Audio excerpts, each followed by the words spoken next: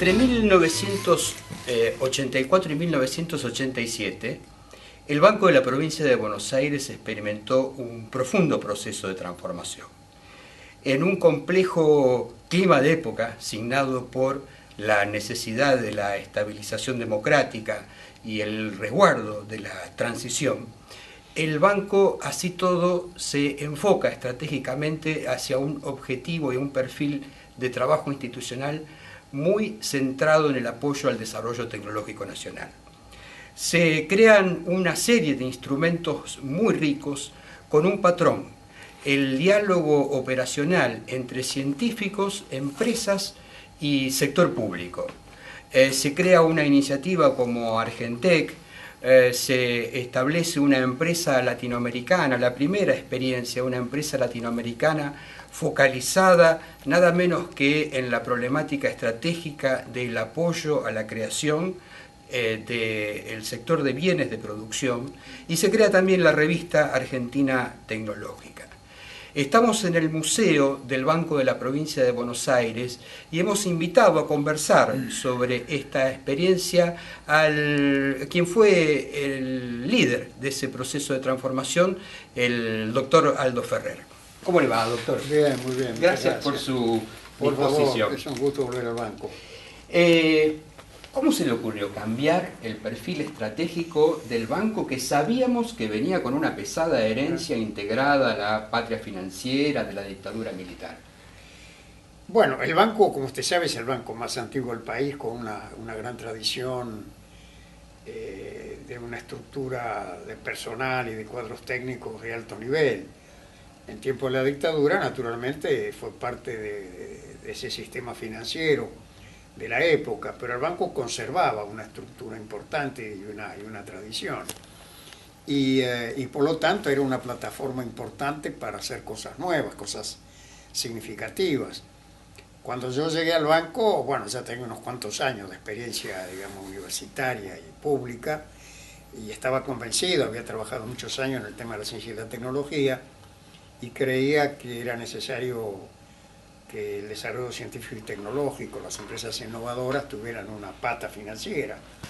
Y lo que quisimos hacer fue precisamente eso. Se creó, fue una de las primeras iniciativas, porque yo me hice cargo de la dirección de la construcción del banco, la presidencia del directorio, antes de la Navidad del 83.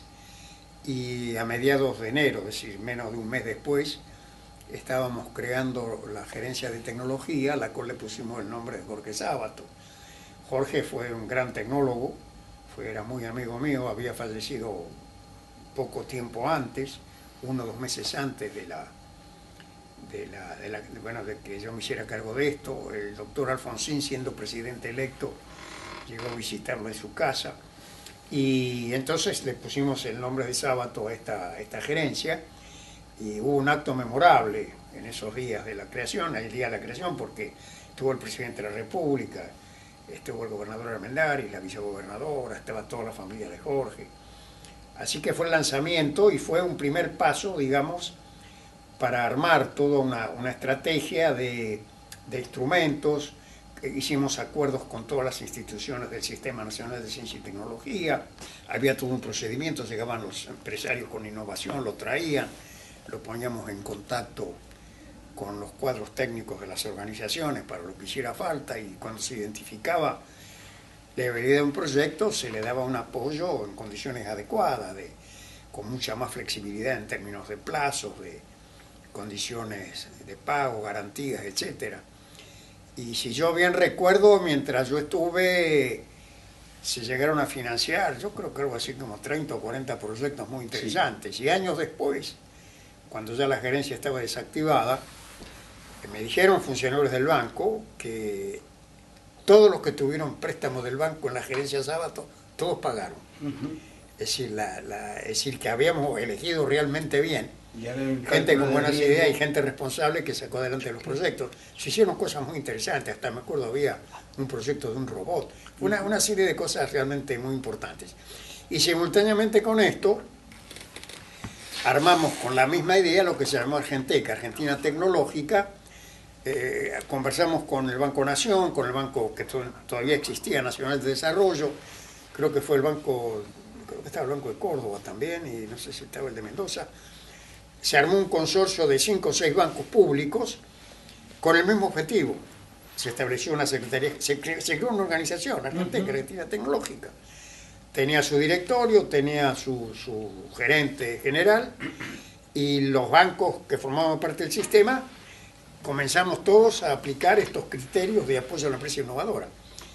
Así que esto fue un paso, digamos, que pretendió extender la amplitud del esquema.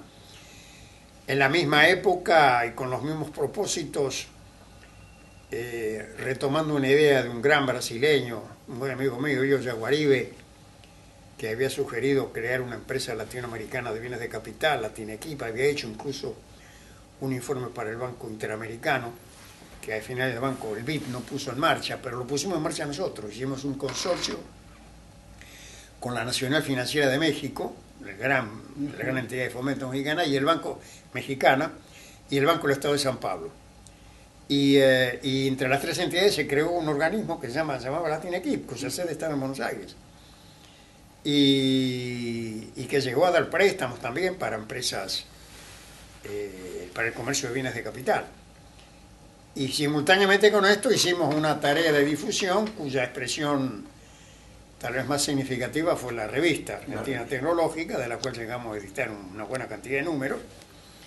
Y esta fue la experiencia, ¿no? Pero claro, después no solo cambió la política del banco cuando yo me fui, sino que también el país cambió en un sentido negativo. ¿Qué tecnología iba a haber en la década del 90 cuando los criterios eran otros, ¿no? Por esa misma situación desapareció el Banco Nacional de Desarrollo. Así que para que estas ideas prosperen es necesario que haya condiciones políticas adecuadas, ¿no? Y yo creo que afortunadamente en los últimos años las hay, porque hay mucho énfasis en la ciencia y la tecnología, la creación del Ministerio de Ciencia y Tecnología, los nuevos programas, la asignación de fondos, la repatriación de científicos.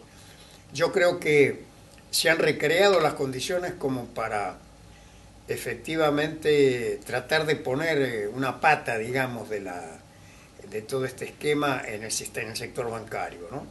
Es decir, buscar, no sé si exactamente como fue en su momento, la gerencia Sábato o Argentec, pero establecer un lazo entre el sector financiero y este problema del triángulo de Sábato, porque en realidad esa es una idea matriz, ¿no?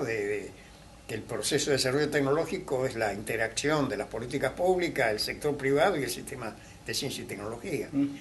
Entonces la idea nuestra era ponerle al triángulo la pata financiera. Y yo creo que eso subsiste como proyecto y es válido, ¿no? Y es probable que en las condiciones contemporáneas, en las circunstancias actuales, que no son las mismas de entonces, se pueda retomar esa idea.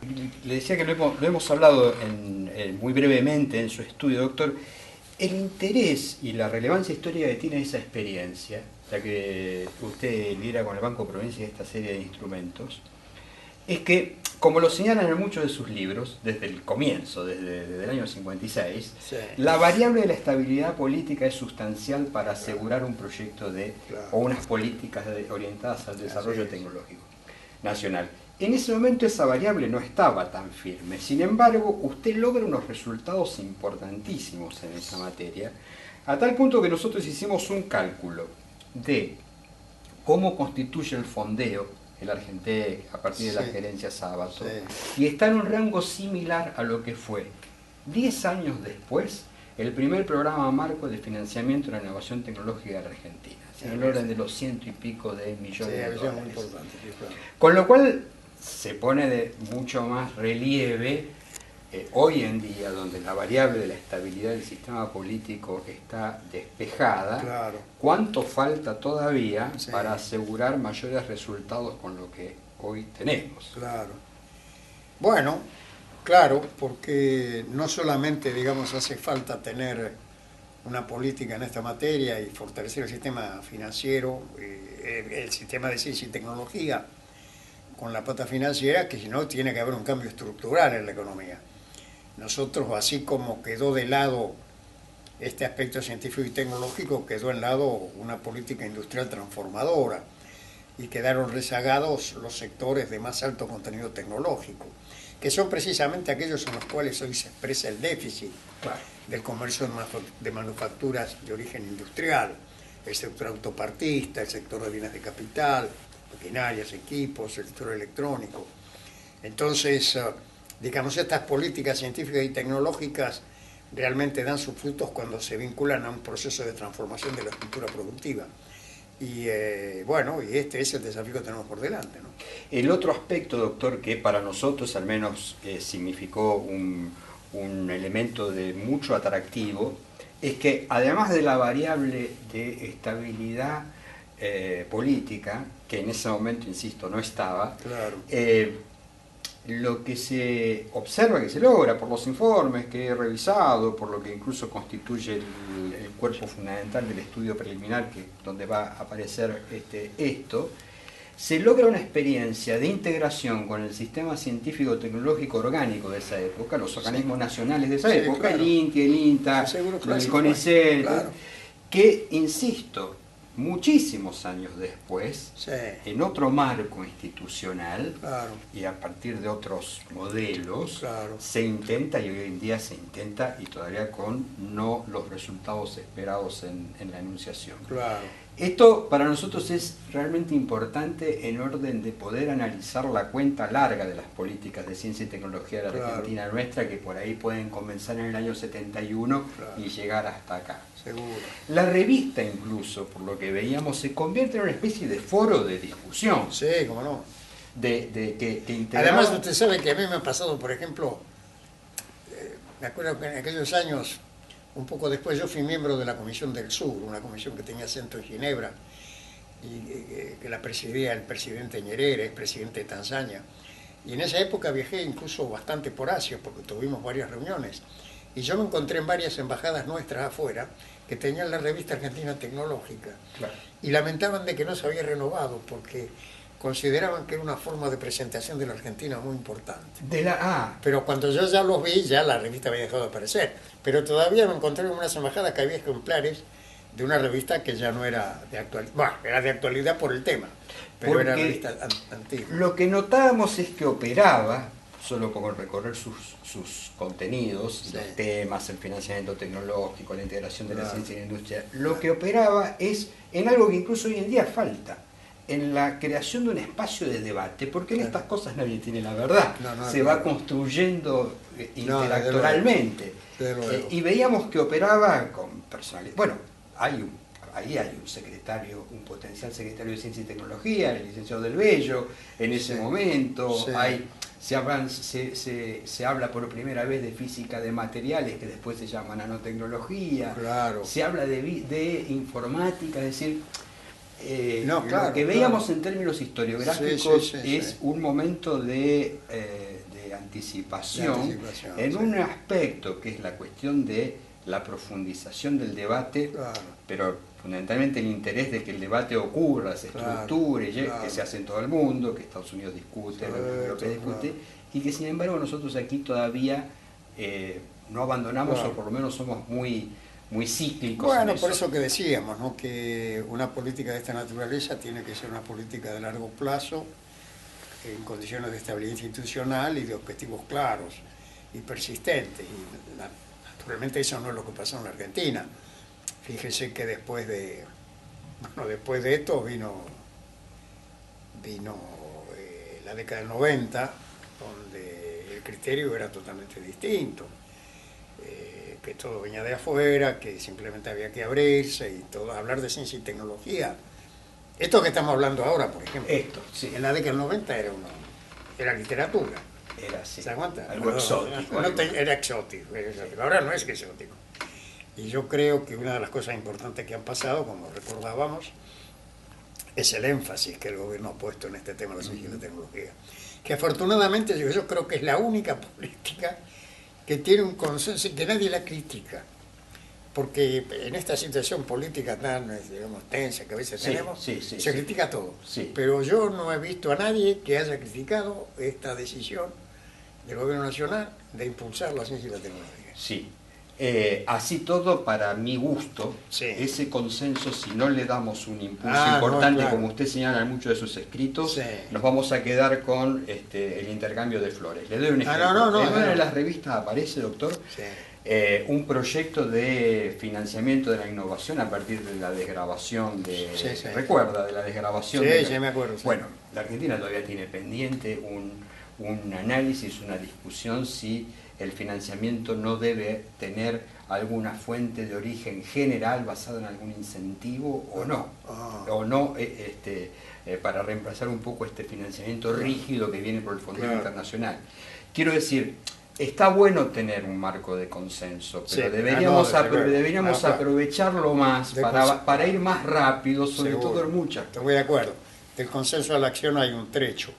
Y yo creo que acá hay experiencias de afuera que nosotros podemos aprovechar, sobre todo en estos países emergentes de Asia, que han hecho políticas muy fuertes, ¿no es cierto? Yo me acuerdo, siendo yo ministro de Economía en el año 70, en el Centro Argentino de Ingenieros, una empresa argentina presentó una computadora que se llamaba Cifra, hecha acá por su departamento de investigación y desarrollo, que en ese momento, me decían después las expertas en la materia, esa tecnología estaba al nivel de lo que estaban manejando los coreanos al mismo tiempo. Es decir, hace 40, 50 años estábamos ahí entre los países emergentes en lo que tenían los elementos humanos como para meterse en las tecnologías de la información y la comunicación.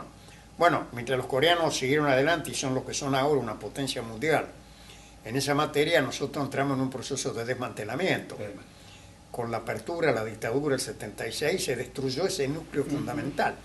Pero no nos queda otro remedio que empezar. Empezar de nuevo, y hay que seguir, y hay que insistir. E insistir sobre todo, discúlpeme doctor, lo traigo a colación y ya vamos cerrando su último artículo en Le Monde Diplomatique, donde es un ejemplo de cómo profundizar ese consenso, de ser más audaces. Usted plantea empresas públicas, por ejemplo, en ciertas áreas dinámicas de la economía, porque dice claramente, si esto no lo hace el Estado, no lo va a hacer el mercado. Claro.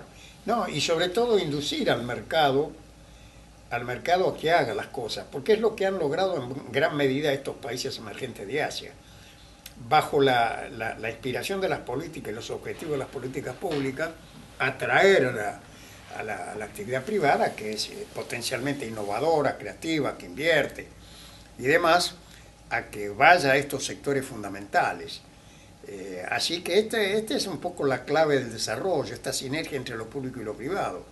Porque también es cierto que si uno lo mira del otro lado, no hay ninguna experiencia exitosa en el mundo de una economía que haya alcanzado altos niveles de desarrollo esencialmente con empresas públicas.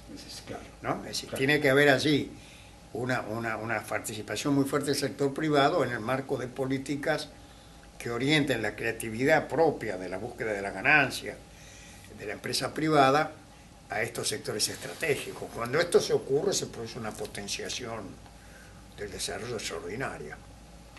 Bueno, muchísimas gracias. Muchas gracias a usted.